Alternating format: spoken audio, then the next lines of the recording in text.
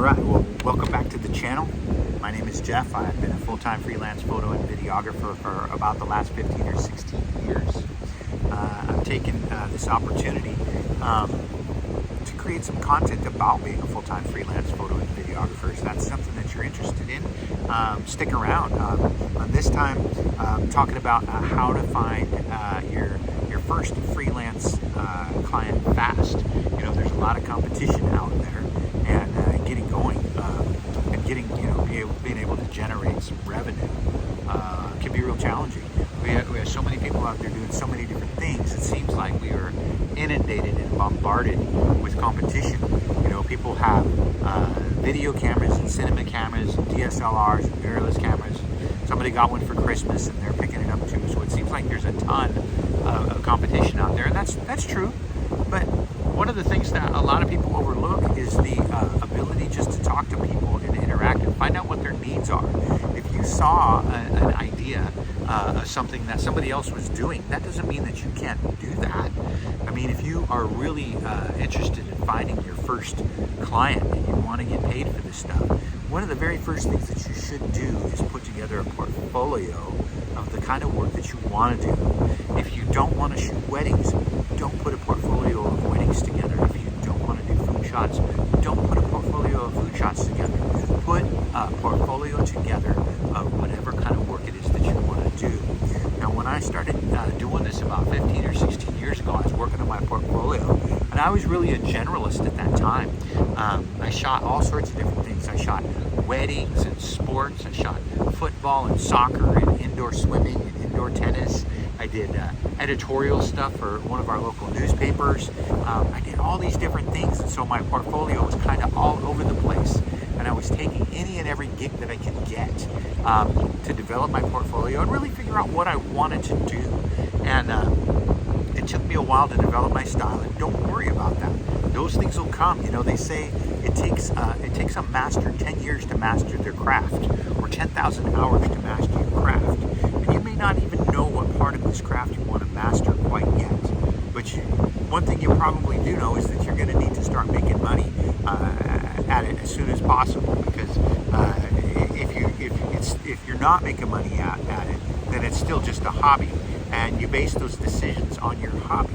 If you look at it as a job and a profession, and you try to treat it as a professional, you're going to look at it a little bit different than if you're just looking at it as a hobby. So treat it as a profession. Start looking into who might need images. Some of the best clients I've had over the years are people that open restaurants. If you want, one thing about I've always loved, and it turned me into a foodie. I love going out and helping new restaurant owners develop their online menu, so they can go shoot. You can go shoot photos of the food, and oftentimes they'll bring out all the food for you to photograph, but then they'll box it up for you to take home too, or ask you to pick out a dish if you want to take it home. So you get to eat a lot of the food. That's what I love about food shots. Very seldom.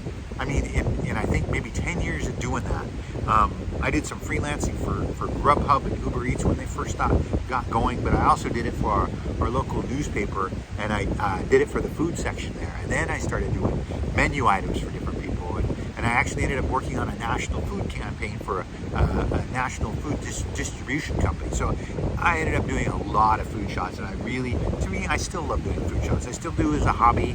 I don't have as many clients doing it now, but I haven't been pursuing that. But if that's what you want to do, make your portfolio about whatever it is you want to do.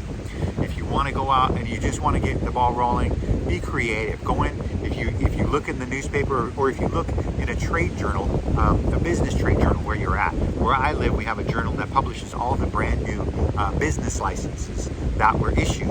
And if you see someplace, maybe the Main Street Cafe is going to open up, go down there and see, hey, who's working on your menu?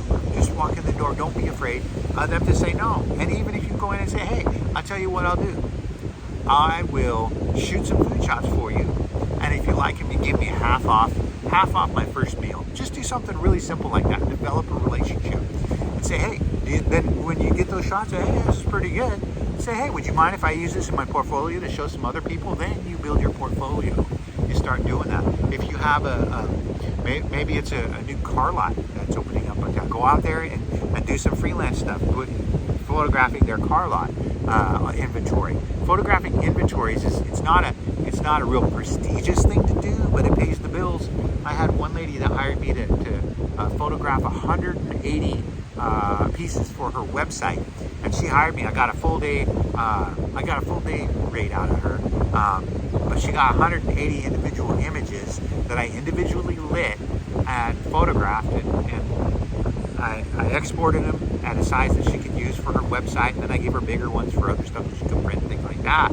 But I got a full day rate out of it, and it was one of the first ones I did. If you know people that are launching a store that need their products online, whether it's maybe a Shopify account, maybe they're putting stuff on Amazon, maybe it's just a location. I used to do a lot of real estate photography for realtors. You go out and you can do simple stuff.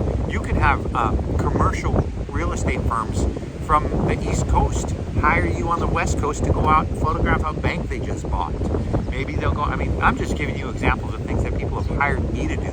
I had a company that hired me from the East Coast to go out and photograph a farm that they had got. And nobody had lived in this house for 10 years. I got in there and there were cats all over the place in this house, but they didn't know what it looked like. They didn't know what was going on. They had no idea. And I drove out there, they gave me mileage, they gave me a half-day rate. And it was an eye-opening experience, but I then started really running after that. I mean, it wasn't great work for a portfolio, but it kept me busy and it was paying my bills. As a single father, running around taking shots at different condominiums or single-family homes or multi-family units, all these different things. There are organizations that are out there doing it, but sometimes those things need to be done. One of the most effective things that I've done, and I still do this to this day, if there's a gap in my calendar coming up, I'll get on Craigslist. I'll run ads on Craigslist and I'll run ads on Facebook Marketplace. And I had a guy that was a billionaire that reached out to me to come out and do video interviews for him in his lake home. And he had a handful of his billionaire friends that showed up. I had a guy that hired me to go out and do family portraits of him and his daughter, who took me up in his two-seater airplane for a ride. And those were both from Craigslist ads. I had amazing experiences with both of those guys. And that really kind of brings me back to, why are you doing this? Why are you wanting to do this?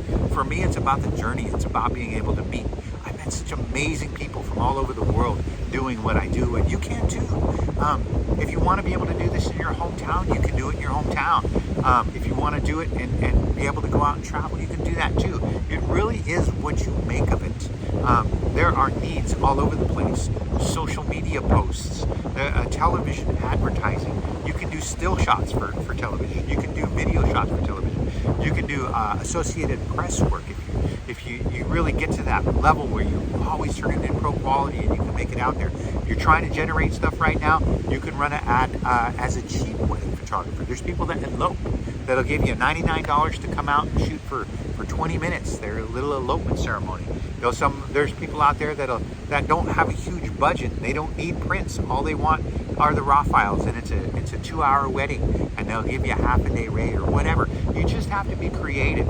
If you want to get out there and you want to do stuff of different groups that are developing and growing membership bases, things like that, you can go out and do group shots, and you can go out and photograph their events. If they have retreats where they get everybody together, or if they're part of a car club and they do a car show, you can offer to go cover those. But just be creative and don't worry about it.